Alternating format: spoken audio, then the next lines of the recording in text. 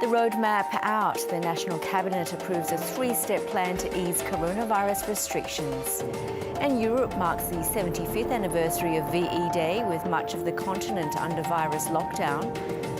Pro-China and democratic politicians scuffle inside Hong Kong's legislature.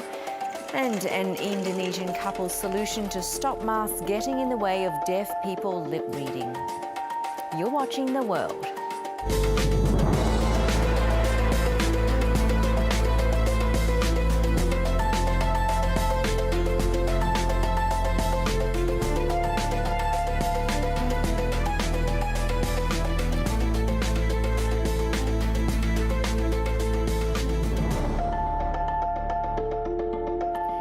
I'm Yvonne Yong. A little later, India's biggest repatriation since the Gulf War underway as thousands of stranded citizens are flown home. Prime Minister Scott Morrison says he hopes Australia will be mostly reopened by July and has unveiled the three-step plan agreed to by National Cabinet to get there. Well, step one of easing restrictions will see restaurants, playgrounds and community centres reopen, with groups of up to 10 people allowed at most public events. Now, step two will add gyms, cinemas, galleries and beauty therapists to the list of businesses allowed to reopen, while upping the numbers for gatherings to 20. Step three further increases the size of gatherings to up to 100, allowing for food courts, nightclubs and most workplaces to resume. It also includes the resumption of interstate travel and exploring the possibility of travel to New Zealand and Pacific Islands, as well as for international students. It'll be up to the states and territories to implement the steps as they see fit. But if all goes to plan, work, family, social life and leisure could almost be back to normal within 3 months. From Parliament House, here's National Affairs correspondent Greg Jennett.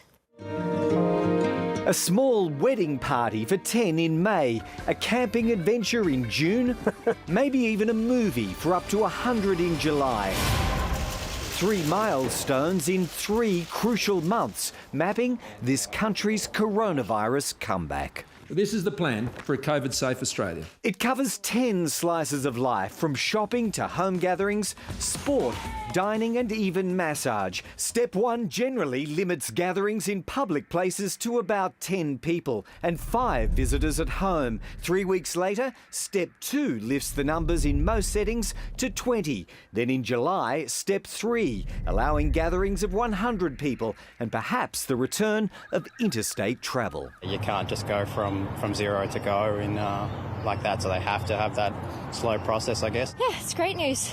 Exercise has been important. People are exercising more now, and I think they'd love to do it together. We've got to start getting things back to normal if we can. Early signs suggest people are ready. You will be seeing more people.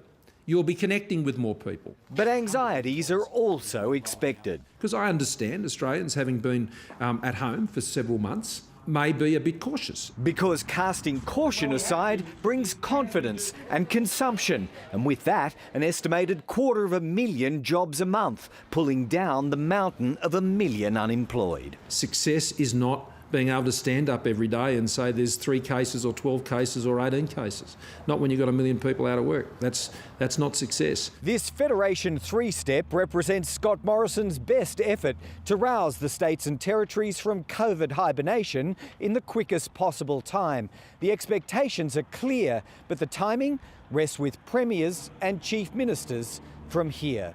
What pressure the Prime Minister can bring to bear is financial. He's reminding everyone that his $200 billion worth of rescue payments are finite.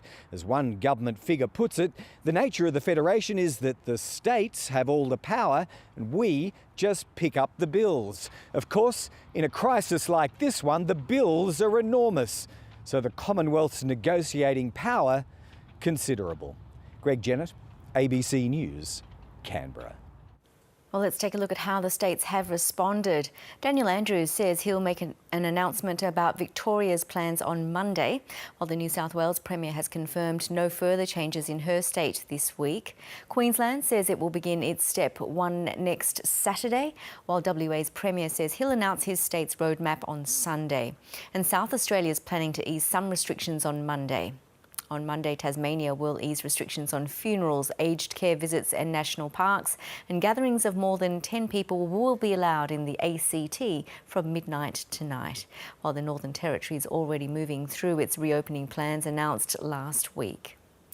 The roadmap out of COVID-19 has been built with input from nations across the world in the so-called First Movers Group.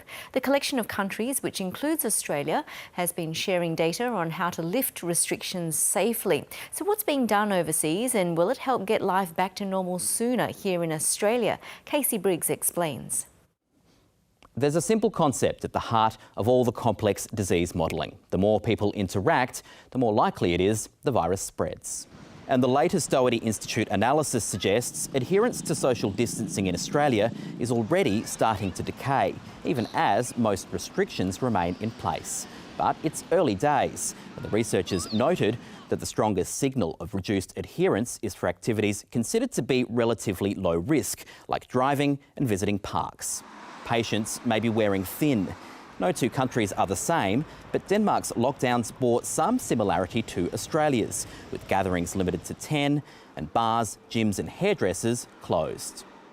Denmark started to open up almost a month ago, and despite hairdressers being quickly booked out, the country's curve has plateaued. We're yet to see any signs of a second wave of new cases, although the virus is lingering around. Danes have been slow to return to public transport, as measured by users of Apple's Maps app, although driving activity is fast returning toward normal levels. It's a similar trend in the Czech Republic, as well as other countries that have started to move early, like Austria and also Israel. And they're all countries our government has been taking tips from. Of course, not every country easing off on physical distancing is in the same position. In the US, 30 states are now walking back stay-at-home orders. That doesn't include New York, the hardest hit state, where the death rate is no longer growing. But most of those other 30 states that are opening up, they're still climbing the curve. For the past week, the United States as a whole has been averaging almost 1,800 deaths a day. So where does Australia stand among the First Movers Group? Toby Phillips is a research lead with the Oxford Coronavirus Government Response Tracker, and he joins me now. Now, Toby, we've just heard about countries there who have started to move early. How does Australia fit into this category? Look, I'd say Australia is squarely in the first movers category. Looking globally, the report just then listed maybe 4 or 5 countries that have started to move, but that's about all there is. There's probably less than 10 countries that have actually started to ease off at the moment. And so when you look kind of globally at this cohort of around 200 countries in the world, Australia is definitely one of the first ones that are thinking about rolling back or stepping down those restrictions. I would say a lot of countries are in the same position of starting to talk about it and starting to announce it, but we're still very much at a point where few countries have actually acted on the rollbacks, and so Australia will be one of the first to start moving out of the lockdown. And given some of these countries that we've heard about have had these restrictions lifted for a month already, a month ahead of us, and they haven't yet seen a sharp rise in cases, is this something we can learn from these countries? Yeah, definitely. I think the lesson there is that it's a very gradual process. So in the research project that I'm working on and helping lead at Oxford, we're tracking the overall stringency and the strictness of government responses. And, what we saw almost universally around the world was that in mid-March, almost all countries went from very near 0 to very near 100. So you had this very, very rapid ramp up in the strictness of policy responses. On the other side, as we're seeing that strictness curve, if you like, roll back and come down, countries are taking it much more gradually. So, the sorts of restrictions in Denmark that are still in place, in Austria just 2 weeks ago, they started to ease back, but there's still bans on gatherings over 10 people. So and I think Australia seems to be taking these lessons to heart and is following a similar approach where on the way into lockdown, it's very strict, it's very hard, and on the way out, it's quite gradual, quite modular, making small changes and seeing what happens. Well, our health minister says it's looking to South Korea, Japan and Singapore to inform our exit strategy. Which bits of their policies do you think we're looking at here? So I think that's an interesting set of countries. Singapore at the moment hasn't really started to roll back in a meaningful way. But I think what we can learn from these countries, I will say South Korea has started to roll back about 2 weeks ago. What we can learn from these countries is also a bit about how they went into the lockdown. So I think these countries acted quite quickly with measures around testing, measures around contact tracing, and they also had very rapid responses just from the general public. People stopped going to restaurants, stopped going to large gatherings. They did that voluntarily. And so that meant that for these countries that kind of responded very quickly, we're talking like in early February, they didn't need to go quite as strict. So speed was a bit of the essence on the way in. And, as we're exiting the lockdown, we can perhaps learn some lessons from how having a broad response, a response focused on testing and tracing and on the actual behaviour of individuals, that can mean that we don't need such harsh policy measures in place. Well, the WHO actually outlines the measures that governments need to have in place before they even consider reducing the restrictions. You've been analysing this data. Have you found that countries have been complying? Look, I think no country is perfectly in position according to the WHO's checklist. So the WHO outlined these kind of 6 criteria that countries should try to meet before they roll back. In the case of Australia, the very first criteria is to have reduced transmission. And for the last few weeks, Australia was doing really well. But then, in the last week, I think it was in Victoria, there was this recent outbreak at a factory. And so now if you look at the rates of transmission, it's actually climbing in Australia. So I think, the situation changes in every country every day, and countries might meet some criteria one day and then change the next day. So it's a little bit about being adaptive and thinking on your feet and being able and ready to change. I think that these kind of levels of lockdown will help governments do that. I will say on the other measures that the WHO talks about, Australia is doing fairly well. So testing and tracing, there's a lot of testing going on. We've got pretty strong border closures. How long that can go for is another question, how long there's the appetite to keep the borders closed. But certainly the WHO says that countries should have plans in place to manage the risks of imported cases. And I think probably the most important one of the WHO criteria, but the one that's hardest to measure, is about whether communities are really starting to engage and respond to this new normal. Because at the end of the day, that's where transmission happens. And so it's about how people learn to adapt their lives to this new normal rather than just trying to go straight back to business as usual. Well, let's talk about those border closures. How soon do you think things will return to normal globally and we'll be able to start travelling overseas again?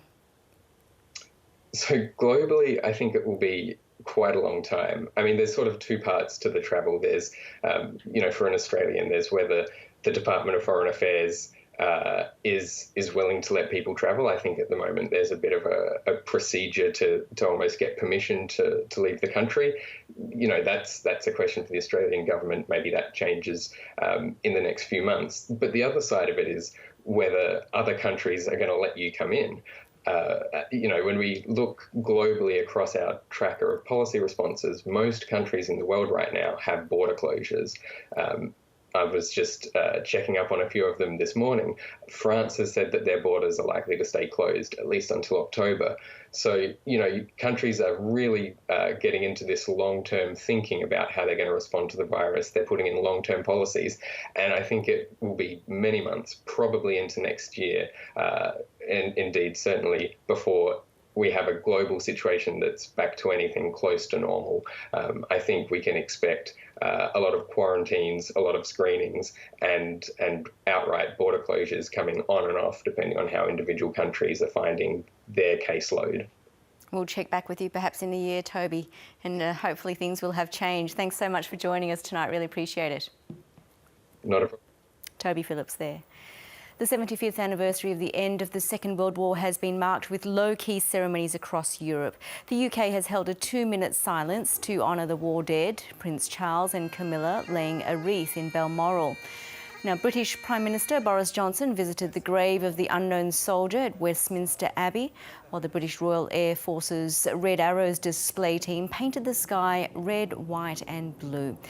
In France, President Emmanuel Macron attended a simple ceremony at the Arc de Triomphe, laying a wreath at the statue of war leader Charles de Gaulle. And in Germany, the Russian and Ukrainian ambassadors to the country attended separate ceremonies at a Soviet memorial in Berlin. Other events are also being held to mark the defeat of Nazi Germany, but large gatherings remain banned. Political tensions in Hong Kong have boiled over after a physical scuffle erupted in Parliament.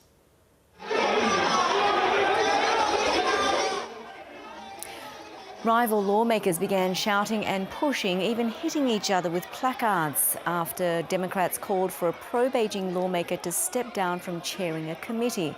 The row led to several Democrats being carried out of the chambers by guards, and a medic was called to remove one member. Beijing has been accusing Democrats of preventing bills going to a final vote, effectively paralysing legislature.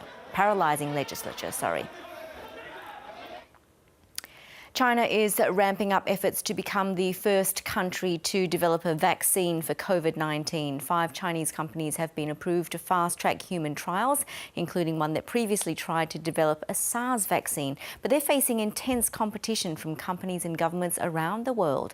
China correspondent Bill Birtles reports from Beijing. These are some of the first people in the world to trial a potential vaccine to coronavirus. At this medical centre in the city of Suzhou, healthy volunteers take an initial dose of a serum to test any ill effects, an early step in a race to end the global health crisis. For this vaccine, this is a really pandemic, so we try our best to make as quick as possible. Sinovac is one of 5 Chinese companies or government labs already doing initial clinical trials. There are only 3 others underway outside China. China's vaccine industry has a patchy record, with a major company punished for selling ineffective tetanus vaccines and falsifying results 2 years ago. But regulators here are now working around the clock to fast-track approvals for Chinese companies. But that not meaning we will cut down some certain steps for the development. And we still complete all the necessary steps based on the scientific principle to make this vaccine available. Around the world, including in Australia, there are more than 100 different efforts to develop a vaccine. Human trials have already begun in the US and UK too, but experts warn making the initial vaccine is the relatively easy part. Rigorous tests that it's safe, it works and can be mass-produced is what usually takes at least 8 to 10 years. I think 1 year, 18 months is realistic. We really can do that, no big problem. For example, some people said by end of this year, we can use this for the emergency needs for the high-risk population. I think basically we can do this. Here in China, there's another problem. The number of new infections has dwindled in recent months. Vaccine makers say there now just aren't enough people in China with the virus, meaning they'll have to source infected people overseas for the 3rd phase of clinical trials. While experts caution against seeing vaccine development as a race, national pride is at play, with one military virologist stressing urgency. The Chinese government's global reputation has taken a hit from its initial failures to admit the severity of the virus and contain it. But being first with a vaccine would help change that. Bill Birtles, ABC News, Beijing. The US is pushing ahead with plans to reopen parts of the country as jobless claims reach record levels. The US now has more than 1.2 million known cases and more than 75,000 deaths. Now that's 1 fatality for every 4,400 Americans, nearly 60 times worse than what we're seeing here in Australia. But despite the grim figures, US officials are scrambling to get Americans back to work, with unemployment expected to reach levels in the coming days not seen since the Great Depression. North America correspondent Catherine Diss reports from Washington. Families are going without paychecks. Children are going without food. almost 1 in 5 of the mothers that we surveyed told us that their children were not getting enough to eat. That's a 5-fold increase over the past year, triggered by the coronavirus, which has now put about a fifth of the labour market out of work. It's also shuttered schools, which normally provide free meals for 11 million children. The loss of school meals is having just an unbelievable effect on what's happening in these kids' lives. Americans are turning to food banks in unprecedented numbers. The demand is massive, and the food pantries can't supply the demand. Many of them have had to close their doors, or divisions of them, because they just don't have enough food and they don't have enough volunteers. The crisis is also triggering nationwide rent strikes. I'm living day to day, not knowing what's going to happen. The pandemic cost Doris Grass's waitressing job. I haven't been able to pay April rent. I haven't been able to pay May rent. And I live every single day fearing that I'm going to be evicted. As unemployment surges, it's emerged the White House shelved reopening guidelines developed by the nation's key public health agency. It suggested a slow, measured resumption. The president wants a rapid restart. One of his close valets has caught COVID-19, prompting a new round of White House tests. I had one yesterday and I had one today, and it's negative. Even when the virus gets close to home, it's not enough to shake his resolve to get the country back to work. Catherine Diss, ABC News, Washington. India is set to begin a massive repatriation operation to bring its citizens home amid a continued coronavirus lockdown in the country. Thousands are set to return on special Air India flights from 12 countries over the next week. South Asia correspondent James Oaten says returning passengers will be subject to strict testing procedures. Well, this is a massive operation where India plans to get home around 15,000 stranded Indians from across the world, from neighbouring countries in the Maldives all the way over to the United States. Most of the heavy lifting is being done by Air India and its budget airline. But there are some in the Maldives, for instance, they're using the Indian Navy to get some citizens and permanent residents back home as well. And this will be continuing on multiple flights until next week. During the process, there is obviously screening and testing. No one's allowed to get on these flights without getting a test. And in fact, there's already one flight that was delayed because the crew had not been tested adequately. There are tests being done, for instance, for antibodies, which isn't the most reliable system when compared to the usual coronavirus test, which takes a day. But the antibodies test is a way that India is using to try and screen passengers quickly, because you only have to wait about 20 minutes and that can detect if someone has a virus, but obviously more testing then has to be done to confirm whether or not it's COVID-19. When they arrive back in India, these people will have to spend 2 weeks, at least 2 weeks, in mandatory quarantine. So we've seen these facilities right across India preparing for this massive influx of returnees, setting up beds, and then obviously getting the medical facilities there on standby as well. Pregnant women, the elderly, young children, anyone who has to attend a funeral of a close family member, they don't have to go to these quarantine centres. They can go into self-isolation at home. And there are some flights as well that are prioritising those people as well. But the lion's share of these 15,000 people will be put in these facilities as a holding pattern for 2 weeks. Anyone who is obviously feeling symptoms will be sent to hospital, and that's been the case under India's lockdown now for weeks. And James, for those returning, what situation are they coming home to? How is lockdown going in India, and what's the infection rate like? Well, India, the rate of infection is still increasing. Not enough necessarily to sound the alarm, but certainly not enough to declare victory either. We're looking around 2,500 new cases a day and around 54,000 cases in total. Almost a third of those have recovered, around 29%. and a third of those are actually in the state of Maharashtra, which is where Mumbai is. So it's not easy to kind of describe India as one place because the rate of infection varies greatly. As I mentioned, Maharashtra, which has always been the main kind of epicenter of this, has around a third of all cases. There are plenty of areas and states that have no confirmed cases over the past 21 days. If you look at a place like Kerala in the south, there have been about 500 cases detected there, and only 25 are now active. So you've really got quite a lot of variation across India in terms of how it's going. The lockdown has been eased in all states now, and that's going on for another week and a half or so until they reconsider how the lockdown will continue. For instance, in Delhi, private offices can operate with a third of staff. Some small businesses are allowed open.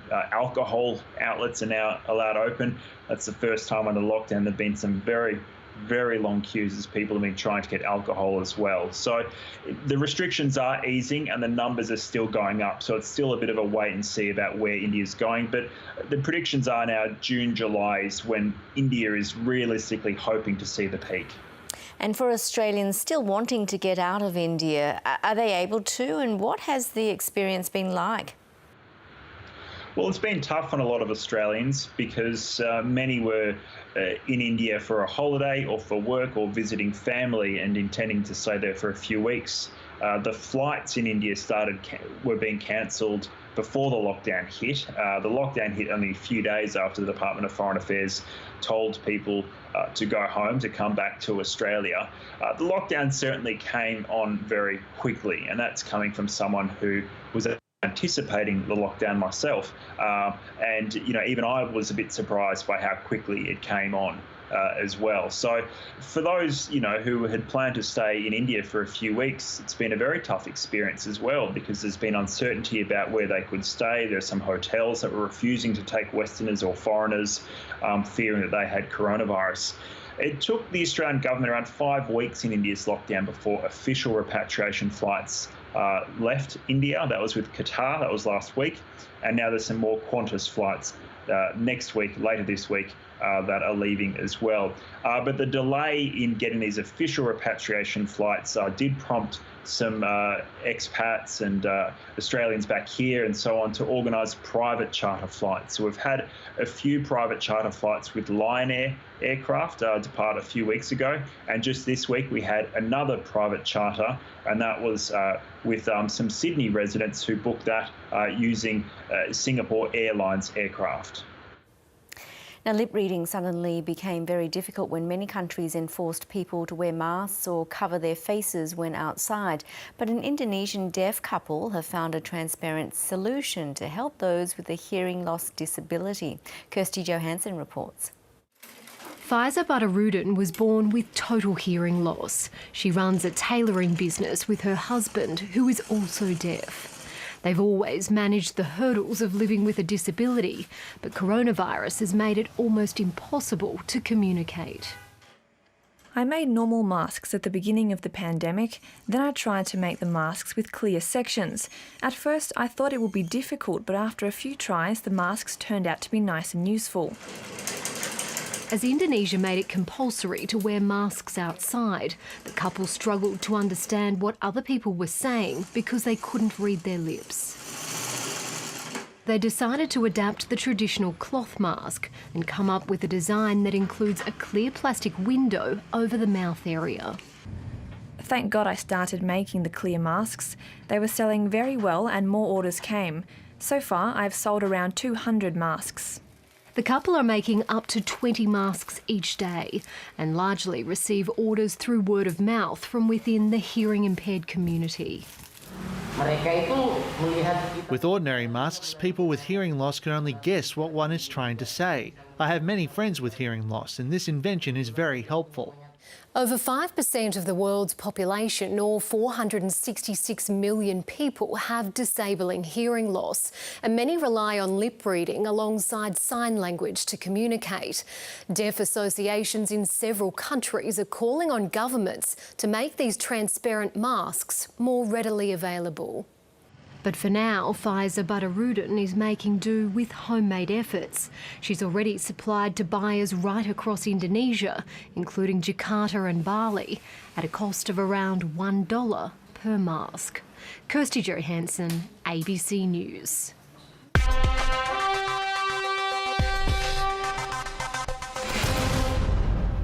To what in the world now, and drinking wine in your underwear may not be the most outlandish thing you could do during quarantine, but a man in the United States did it while holding onto a moving truck. Now, this dash cam vision supplied by a freight company to US broadcaster CBS shows a truck pulling off to the side of a busy highway after a car in front put its hazard lights on.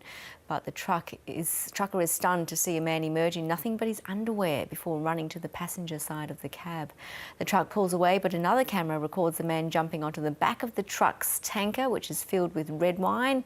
The man's then seen going underneath the tanker, and out of shot, he unscrews a valve, releasing thousands of litres of wine, which he tried to gulp down.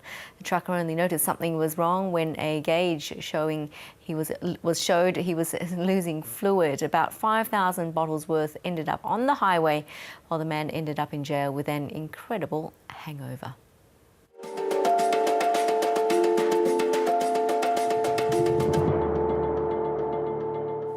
You're watching The World, the top stories we're following tonight. The National Cabinet has approved a three-step plan to ease coronavirus restrictions, with Australia to be mostly reopened by July. Leaders across Europe have marked the 75th anniversary of the end of the Second World War with low-key ceremonies. And there have been angry scenes inside Hong Kong's legislature, with pro-China and democratic politicians clashing. Now, Victoria's Premier says changes won't be announced to the state's pandemic restrictions until next week. More than 127,000 coronavirus tests have been carried out in Victoria over the past fortnight, with 13 cases detected overnight. Reporter Bridget Rollison has more from Victoria's Parliament House. The Premier is standing firm on his decision not to make any announcements about the easing of restrictions until Monday. That's when the state of emergency expires. But the Premier, Daniel Andrews, did say he won't be easing all of the restrictions as outlined in Stage 1 by the National Cabinet. And the restrictions he does choose to ease won't all be happening right away. In his press conference today, though, there were a few hints. He did say he'll have some announcements to make on schools and cafes next week. Here's what he had to say after the National Cabinet meeting. I know it's frustrating. No one for a moment has ever suggested, least of all me, that Victorians are enjoying these rules. They're there for a reason, though. The strategy's working. Let's not undermine that strategy and our solid performance. In fact, our spectacular performance when you compare us to so many other parts of the world. Let's just stay the course, and then next week we'll be able to outline what the rules are going to look like for the rest of May. And then we'll be making further announcements throughout May about June and so on and so forth. Victoria does have higher rates of community transmission than other states. We've also seen that outbreak at the Cedar Meats abattoir grow again today. So there are another 8 positive cases linked to that abattoir. There are now 71 in total. But the big thing is, though, the testing blitz. 127,000 Victorians have been tested for the virus over the past 11 days. The Premier says he's expecting all of those results to come back in on Sunday, and that's when he says he'll have options.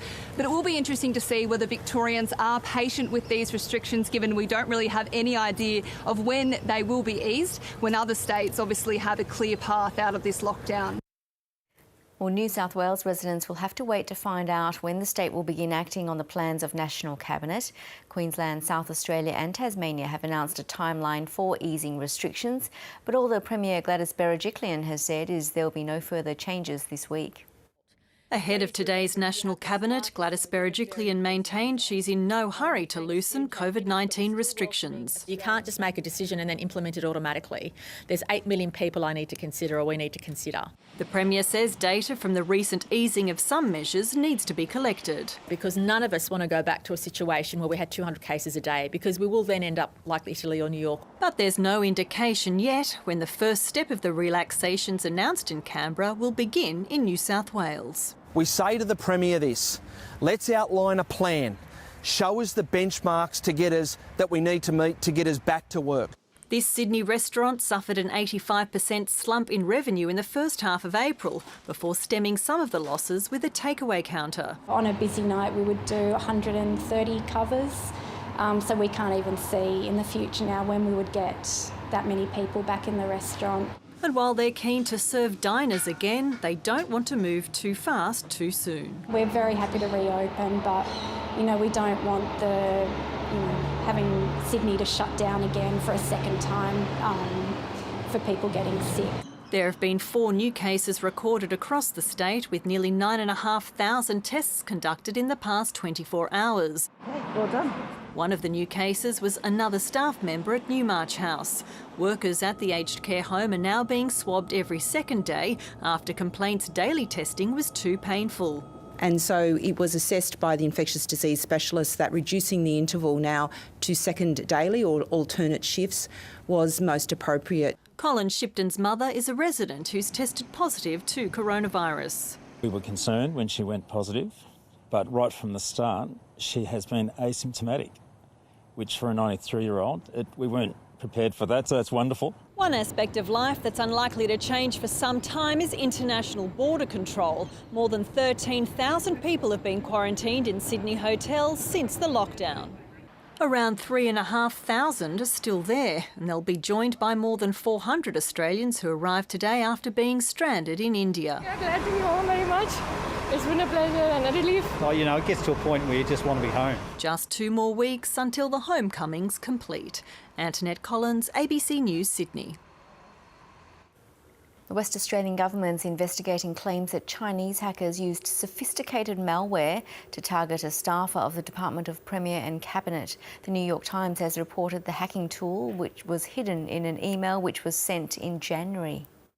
Mark McGowan only learnt he'd made international news minutes before his regular media briefing. I was just shown it just walking into this meeting. I didn't know anything about it until that point in time.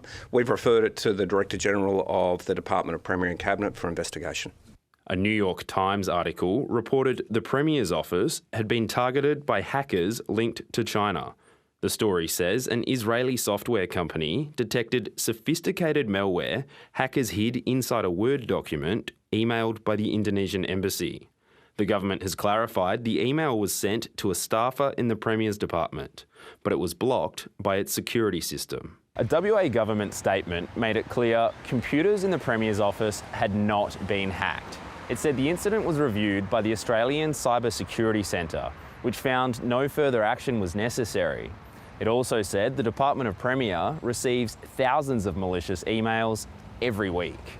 But the opposition want a detailed review. There's a concern that we have only found out about this because of an article in the New York Times. The researchers say these attacks are common, although its source is usually unknown. Obviously, we detected and prevented attacks that we don't know who is behind it. But once we do it, we share it.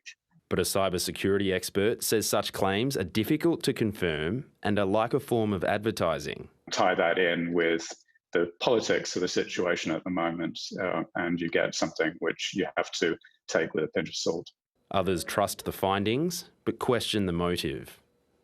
The article possibly mentions China, but look, China is not the only actor here who's being bad on the internet. The Chinese Consulate General in Perth says China never engages in cyber attacks. James Carmody, ABC News.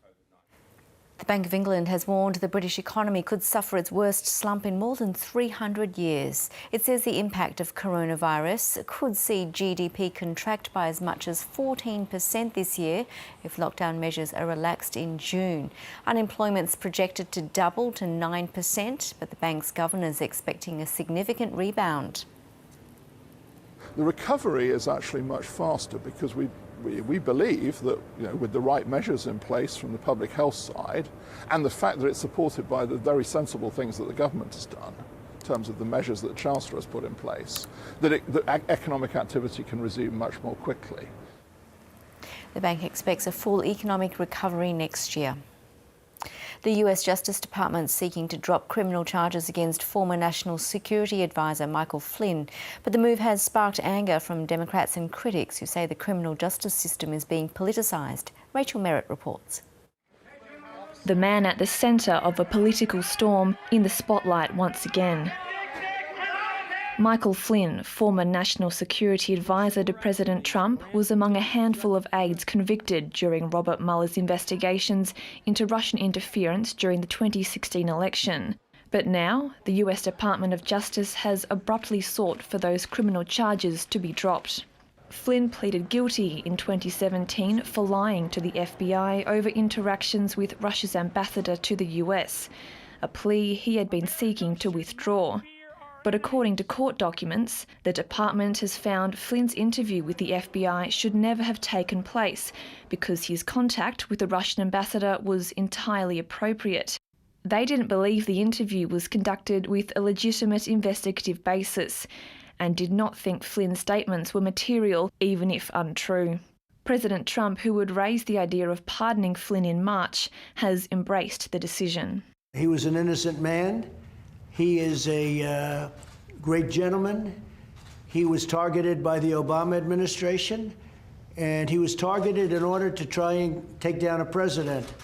And what they've done is a disgrace, and I hope a lot of people are going to pay a big price because they're dishonest, crooked people. They're scum, and I say it a lot. They're scum. They're human scum. This should never have happened in this country. Speaking to CBS, Attorney General William Barr said it was the department's duty to dismiss the case. A crime cannot be established here. They did not have a basis for a counterintelligence investigation against Flynn at that stage. But critics have accused Mr. Barr, who many have called a Trump loyalist, of a cover-up and politicising the justice system. Former FBI Director James Comey tweeted, "The Department of Justice has lost its way." Democratic Congressman Jerry Nadler described the move as outrageous, saying the evidence against Flynn is overwhelming and the decision to overrule is without precedent. The Department of Justice is waiting upon a US district judge to sign off on the motion, but legal experts warn the final decision could go either way. If refused, the department could be subject to a deeper inquiry over who requested the charges be dropped. Rachel Merritt, ABC News. In News Just In, unemployment figures show the United States shed 20.5 million jobs in April, with the unemployment rate hitting 14.7%. That's the highest rate since the Great Depression. Now, asked about the figures during an interview with Fox News, US President Donald Trump said the rise was expected and comes as no surprise, and even the Democrats aren't blaming him for the figures. Well, the US is continuing to deny any involvement in an alleged plot to kidnap the Venezuelan President Nicolas Maduro and overthrow his government. Authorities in Venezuela say they have detained a pair of American citizens working with a US veteran who has claimed responsibility for a failed armed incursion. Well, for more on the fallout from this extraordinary situation, I'm joined from London by Diego Moya Ocampos. He's an analyst with the America's Country Risk Team at IHS Market. Now, Diego, what's the latest information on what really happened? Who were this group and what were they trying to do? Yes, Yvonne, thank you very much. The circumstances surrounding this event remain unclear. What we know so far is that it was an operation which was poorly planned, that the U.S. government had no involvement, that the Colombian government had no involvement, and apparently opposition leader Juan Guaidó, the head of the National Assembly, who is recognized as the interim constitutional president by the EU, by the US, and most Latin American countries, had nothing to do with it as well. The whole operation apparently, which was also integrated by former members, mid-ranks of police and military security forces, some of them deserted security forces, was aimed to try to topple Nicolas Maduro. Can you tell us more? The beginning. Yeah, can you tell us more about who the group behind this act was? One of the US Special Forces veteran has claimed responsibility, Jordan Goudreau. Who is he? The circumstances are not clear. What we know is that it's a US-based security company in Florida, and that he was acting on his own with these mid-rank former Venezuelan police and military officers. But what we know is that there was no involvement by the U.S., by the Venezuelan opposition, and indeed by the Colombian government. And obviously, this group had been infiltrated since the beginning, so there's some role of actually Maduro's regime in the whole thing, at least steering the process and allowing it to grow. The latest we're hearing, though, that even though Juan Guaido has denied allegations that he's linked to the group, but there are reports that suggest otherwise. Well, Juan Guaido has denied he had anything to do with it. Initially, this gentleman, Gordon Goodrow, also said that Guaido had nothing to do with it. Apparently, he changed his version along the way. What we know as a fact is that the whole operation was fully planned and that there was a high level of infiltration by Maduro's administration. Well, the country has been suffering and has been hit hard economically, not helped by sanctions imposed by the US in recent years by a Trump administration who really want Maduro out. Yes, absolutely.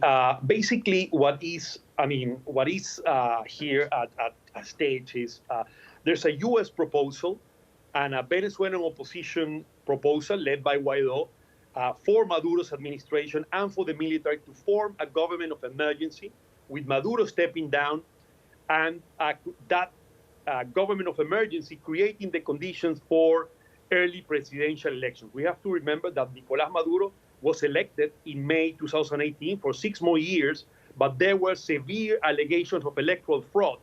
That led to the US, the EU, and most Latin American countries to recognize Guaido as the legitimate president of Venezuela and to not recognize Nicolás Maduro. We also have to remember that there are very strong allegations by EU and US law enforcement agencies which point that Maduro's administration and top government officials of his regime are linked with drug trafficking organizations and are involved in money laundering in large scale with terrorist organizations and Colombian insurgent groups, including the ELN, Colombia, and Lebanese-based Hezbollah. So, Diego, what happens now to those who are being detained, including those 2 Americans? Well, unfortunately, the 2 Americans are going to be used as bargaining chips, which is quite unfortunate because that would most likely complicate even more that a feasible negotiation between the Venezuelan opposition and the regime will certainly have a peaceful electoral solution. The whole operation, which again, as we said, as Goodrow denied, has no links with the US government or the Colombian government, will be tried to frame by Maduro's administration as having some sort of US involvement.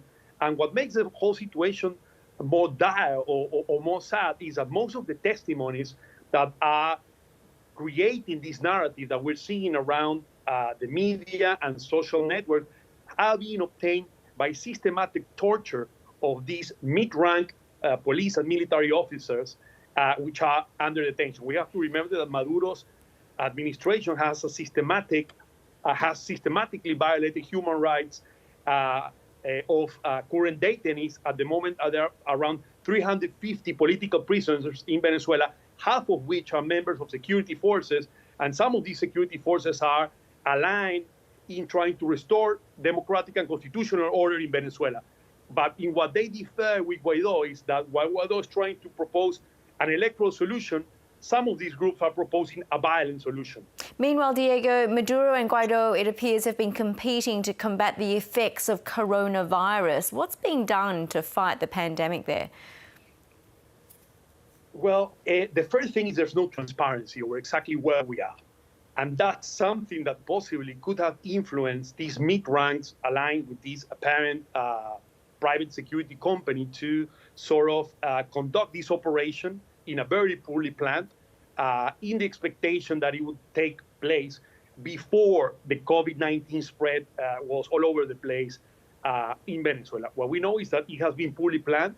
What we know is that Venezuela has one of the most weak public and indeed private sector health systems, and is potentially, along with Haiti, the countries less capable of dealing with COVID-19 spread in the whole region. And the figures that the government has been providing so far indicate that they're not transparent, but that certainly they're weeks before Brazil, Peru or Ecuador, other countries which so far have been more affected. The main problem in Venezuela now is fuel shortages, food shortages, shortage of essential goods, including medicines, the whole collapse of the health system, not because of coronavirus, but because of widespread corruption and mismanagement, and indeed the humanitarian crisis, which has forced a massive migration into the region only comparable with Syria. Indeed, a crisis before even the pandemic arrived. Diogo Moya Ocampos, thank you so much. Appreciate your time. Anytime. Always a pleasure, Yvonne. Cheers. The environment has in many ways been a beneficiary of the current crisis as society slows down and people stay home.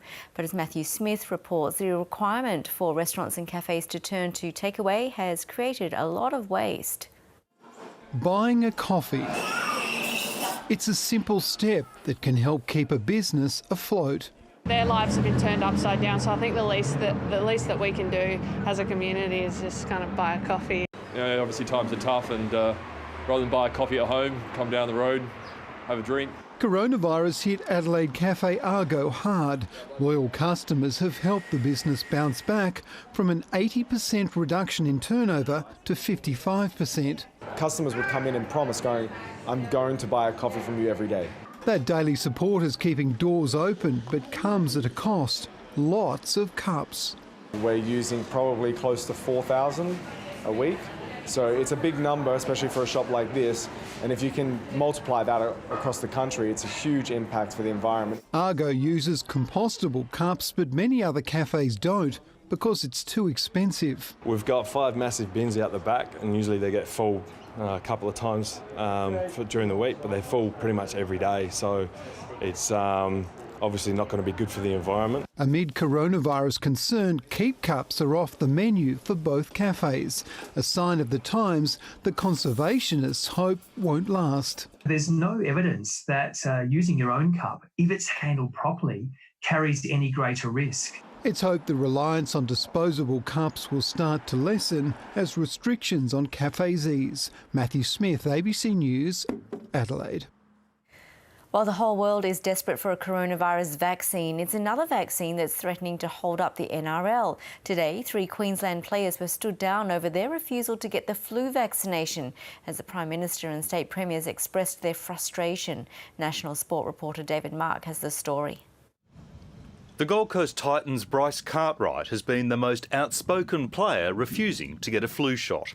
I have spoken to him today, and just to make sure we are compliant as a club, and he informed me that, yeah, he signed the waiver and everything's okay. Yesterday, that waiver looked to be good enough, but 24 hours is a long time in rugby league. Now, Cartwright and 2 of his Titans teammates have been stood down by the NRL as it tries to sort out the situation with the Queensland Chief Health Officer. I've had a discussion with them this morning, and they've stood down those 3 players at the moment until we work through what it means. That was enough for one of those players, Nathan Peets, to change his mind, tweeting, "I've spoken to the club and we'll get the jab this afternoon." 3 Canberra Raiders players have already said they won't get the flu shot, but unlike Queensland, the ACT government isn't demanding they get vaccinated, despite pressure from the highest office in the land. Now, ultimately, the states and territories have to determine what their health requirements are as they apply to the NRL, and if they were to be insisting on that, then I would think that was entirely reasonable. The stoush over the flu vaccinations is just another example of the NRL developing policy on the run. The question now, with just 3 weeks to go before the competition begins, is can it convince the Queensland government to allow other players who haven't been vaccinated to cross into the state? Look, I agree with the Prime Minister. The health advice is that they should have a flu injection. The ABC understands the NRL had come to a deal with the New South Wales government that all players would be vaccinated, but had to backtrack when players refused. Whatever the health experts have said is the tick-off for any organisation, well, of course, those organisations have to comply. We're not going to tolerate anybody, no individual, no organisation is above the health advice. But the NRL is testing the limits. David Mark, ABC News. And it's time for the weather with Graham Creed. The cold front's moving up towards the southeastern states is going to bring some showers and thunderstorms overnight tonight and during tomorrow as it moves further east. There's also the potential of very strong and gusty conditions, particularly about the alpine areas of New South Wales and Victoria, where snow should drop to about 1,000 to 1,200 metres by tomorrow evening, then even lower on Sunday. We'll also see snow developing in Tasmania, potentially down to about the 800-900 metre level. But away from that southeast corner, we've got generally clear conditions underneath this high. That's going to maintain a relatively dry and mostly sunny weekend for the majority of the continent. It'll still bring some onshore winds about the northeast tropics of Queensland though, with a possible shower. And very warm in Sydney ahead of that evening cool change. Before we go recapping our top stories, Prime Minister Scott Morrison says he hopes Australia will be mostly reopened by July as he unveiled a 3-step plan to get there. Leaders across Europe have marked the 75th anniversary of VE Day with small ceremonies. And on the day Hong Kong celebrates the easing of coronavirus restrictions, a scuffle has broken out in the city's legislature. That's your world for tonight. If you'd like to see more world news and interviews, take a look at the ABC's YouTube channel. There'll be more news after the break. I'm Yvonne Yong. Bye for now.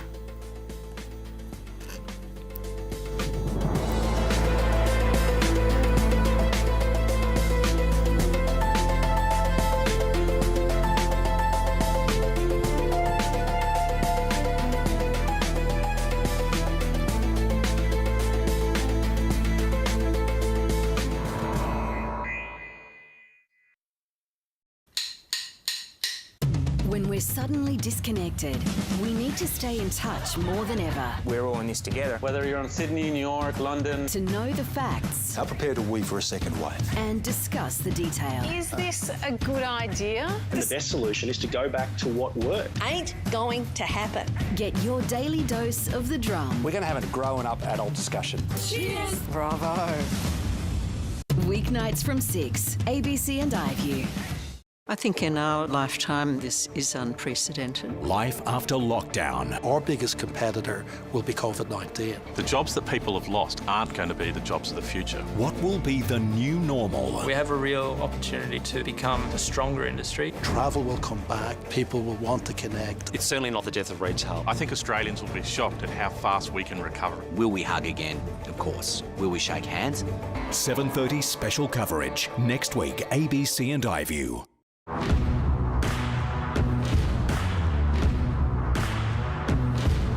Critically acclaimed series are yours to stream free on ABC iView. You're with me. I am so much happier now she's dead. Up for a game? Kindness and love can change a man. There might be more here than you thought. The biggest titles are all yours.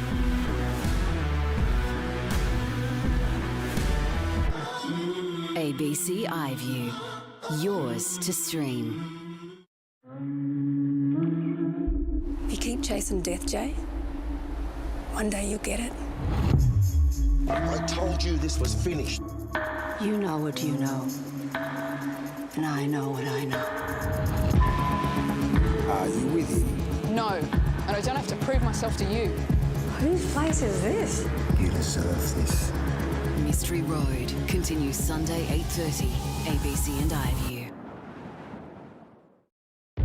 Post 89, the world entered a new phase. The Arab Spring, Mandela, genocide, President Obama, the rise of China. Across the last 3 decades, the world has changed at unprecedented speed and scale. If we stand back, we can see how things connect. We can see the road to now. In 1989, the walls came down. People were chipping away at the wall with whatever they had. Now, they're going back up. What is great about that? An epic 6-part series. The biggest industrial revolution in history. Reflecting on where we've come from. History does not progress in a straight line. And where to next. It's constantly circular. Road to Now starts Tuesday, May 26 on ABC and iView.